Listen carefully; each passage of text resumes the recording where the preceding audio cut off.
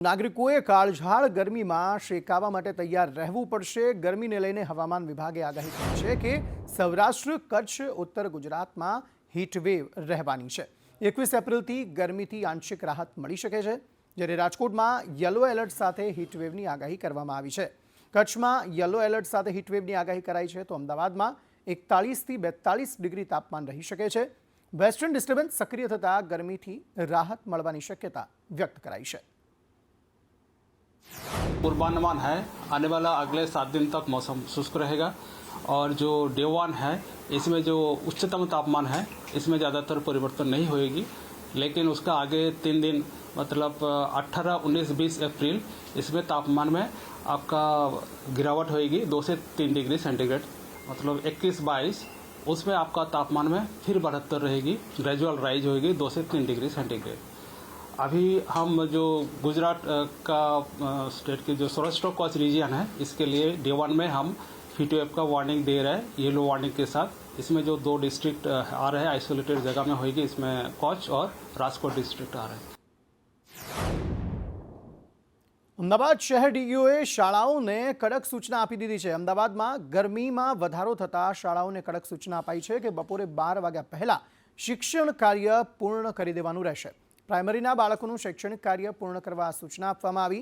બપોરે 12 પછી જો શૈક્ષણિક કાર્ય ચાલુ હશે તો તેમના તે શાળાઓ વિરુદ્ધ કાર્યવાહી કરવામાં આવશે તેવું કહેવામાં આવ્યું છે। અમદાવાદ શહેરનું જે રીતે ટેમ્પરેચર જોવામાં આવે છે તેના આધારે ને જે રીતે ફરિયાદો મળે છે તેમ ઘણી વખત 1:30 ને 2 વાગ્યા સુધી શાળાઓ કેજી અને પ્રાઇમરીના બાળકોની ચાલુ રાખવામાં આવે છે। બિલકુલ યોગ્ય નથી। અમે આ બાબતે સ્પષ્ટ 12 વાગ્યા પછી કોઈ પણ શાળા ન ચલાવવી, 12 વાગ્યા સુધીનું ટેમ્પરેચર એ સહન કરી શકાય ત્યાં સુધીનું માની શકાય। તો હવે કંઈ એવું દિવસો વધારે બાકી નથી વેકેશન પડવામાં, તો એ પ્રમાણે શાળાએ એડજસ્ટ કરવું જોઈએ અને આવતીકાલથી તમામ શાળાઓમાં આ પ્રકારે અમે ચકાસણી પણ કરીશું અને 12 વાગ્યા પછી કોઈ પણ શાળા જો ચાલતી હશે તો એની સામે અમે કડક શબ્દોમાં એને ઠપકો પણ આપીશું। અમદાવાદના ખોખરા વિસ્તારમાં ભીષણ આગ લાગવાનો બનાવ બન્યો। શરણમ બિઝનેસ 5માં ચોથા માળે આગ લાગી હતી। જીન્સના કાપડની દુકાનમાં આ આગ લાગવાનો બનાવ બન્યો। 4 લોકો આગ લાગતા તેમાંથી બહાર નીકળ્યા હતા। 15 ફાયરની ગાડીઓ ઘટના સ્થળ પર પહોંચી હતી। આગ બુઝાવવા 50થી વધુ જવાનોની મદદ લેવાઈ। બિલ્ડિંગની ઉપર ગેરકાયદે પતરાના શેડનું બાંધકામ હોવાની પણ વાત સામે આવી છે। खोखरा में सरम 5 में फायर कॉल हुआ है। ये एक गोडाउन है जिसमें कपड़े काफी रखे हुए हैं और इमीडिएटली हमारी फायर टीम यहाँ पहुंची है और फायर फाइटिंग स्टार्ट करने के लिए उन्होंने जो डोर था, डोर एक्सेस किया, उसको तोड़ा और फोर्सफुली एंट्री करके फायर फाइटिंग शुरू की।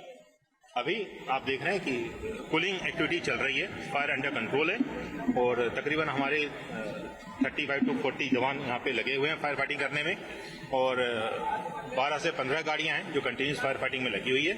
तकरीबन 2 लाख लीटर जैसा पानी हमारा यूज हुआ है।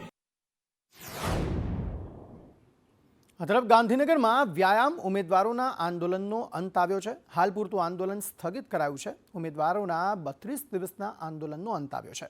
વ્યાયામ શિક્ષકોની ભરતી માટે એક કમિટી રચાશે। આગામી 3 મહિનામાં ભરતી પ્રક્રિયા અંગે નિર્ણય લેવામાં આવશે। હાલના ખેલ સહાયકનો નવી ભરતીમાં સમાવેશ કરાશે। ભરતીમાં ઉમેદવારોની ઉંમર મર્યાદા ગણવામાં નહીં આવે। શિક્ષક મહાસંઘના મહામંત્રી ભીખાભાઈ પટેલે આ નિવેદન આપ્યું છે।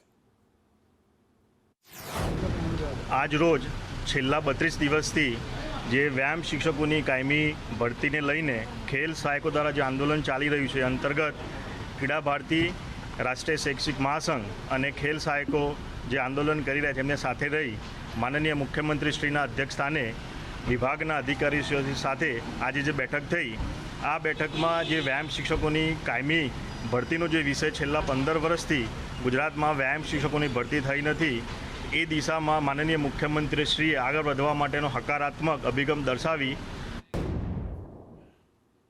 બનાસકાંઠાના ધાનેરામાં બ્રિજ પર ટ્રિપલ અકસ્માત સર્જાયો। પિકઅપ ગાડી, અર્ટિગા અને રિક્ષા વચ્ચે અકસ્માત સર્જાયો છે। અકસ્માતમાં ટક્કર વાગવાથી રિક્ષા ડિવાઈડર પર ચઢી ગઈ હતી। અકસ્માતમાં 4 વ્યક્તિઓને ઈજા પહોંચી છે। તે ઘાયલોને હોસ્પિટલ ખસેડાયા છે। ધાનેરા પોલીસ ઘટના સ્થળે પહોંચી છે અને વધુ તપાસ હાથ ધરી છે।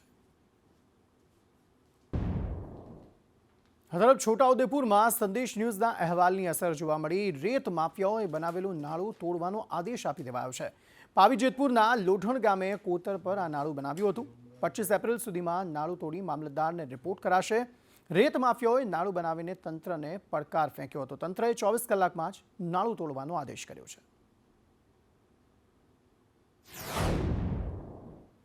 નેશનલ હેરાલ્ડ કેસને લઈ સુરતમાં ભાજપે વિરોધ કર્યો. સુરત શહેર ભાજપ દ્વારા નાનપુરા ખાતે આ વિરોધ કરાયો.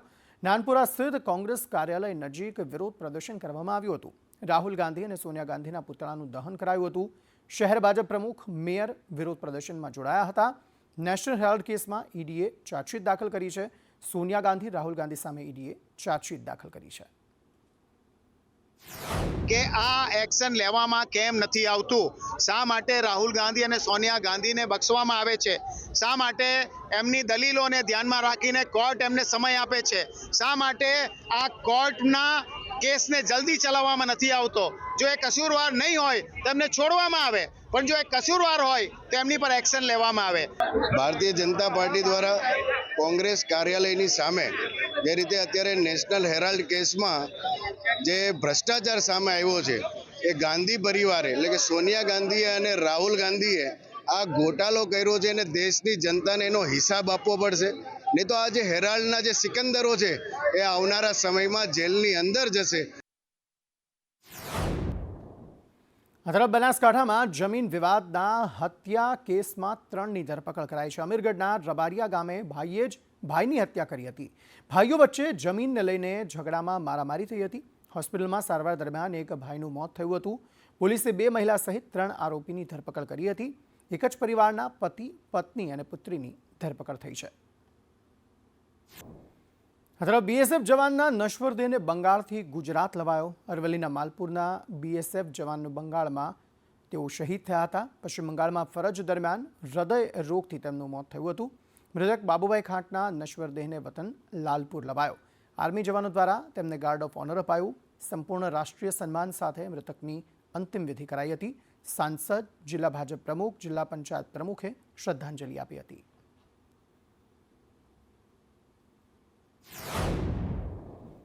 પૂર્વ એમએલએ ધોરાજીમાં ટેકાના ભાવે કરાતી તુવેરની ખરીદીમાં ગુજકો મહેસૂલના અધિકારીઓ મનમાની કરતા હોવાનો આરોપ મૂક્યો છે. પૂર્વ એમએલએ લલિત વસોયાએ આરોપ લગાવ્યો કે 6700 ખેડૂતોએ ટેકાના ભાવે નોંધણી કરાવી હતી, પરંતુ ઓછી ખરીદી કરવી પડે એટલે સેટેલાઇટમાં પાક બતાવાયો જ નહીં અને ખેડૂતોએ ખેતરોમાં તુવેર વાવી નહીં હોવાના બહાના બતાવી 2475 ખેડૂતોની નોંધણી રદ કરાઈ હતી. સાથે સરકાર આ મામલે તાત્કાલિક ઉકેલ લાવે તેવી અપીલ કરાઈ છે. બીજી બાજુ 1910 જેટલા ખેડૂતોએ ચણાની ખરીદી માટે રજીસ્ટ્રેશન કરાવી દીધું છે, પણ હજી ચણાની ખરીદી થઈ નથી. ખરીદી 1લી તારીખથી ચાલુ કરવાની જાહેરાત કરી છે, પરંતુ આજ સુધીમાં આ જ ઓઠા હેઠળ ખેડૂતોને હેરાન કરવાના ઓઠા હેઠળ 1910 જેટલા ખેડૂત ખાતેદારોએ ઓનલાઈન નોંધણી કરાવી છે, પરંતુ ચણાની ખરીદી ક્યારથી શરૂ કરવામાં આવશે એ કહેવામાં નથી આવતું. ખેડૂતો પૈસાની જરૂરિયાત વાળા ખેડૂતો છે એ હેરાન થઈ રહ્યા છે. ત્યારે રાજ્ય સરકારે આ બંને પ્રશ્ન તાત્કાલિક ધોરણે ઉકેલવા જોઈએ. જો આ પ્રશ્નનું નિરાકરણ તાત્કાલિક ધોરણે રાજ્ય સરકાર દ્વારા લેવામાં નહીં આવે તો કોંગ્રેસ પાર્ટી ખરીદી સેન્ટર ઉપર ધરણા કરશે. અમદાવાદ ઇન્ટરનેશનલ સ્કૂલે વાલીઓ પાસેથી વધુ ફી વસૂલતા એફઆરસીએ 5 લાખનો દંડ ફટકાર્યો છે. આ સાથે વિદ્યાર્થીઓ પાસેથી વધારાની ફી પરત કરવા પણ આદેશ કર્યો છે. મહત્વનું છે કે કોઈપણ સ્કૂલને ફી વધારવી હોય તો એફઆરસીમાં રજૂઆત કર્યા બાદ ફી નક્કી કરવામાં આવે છે.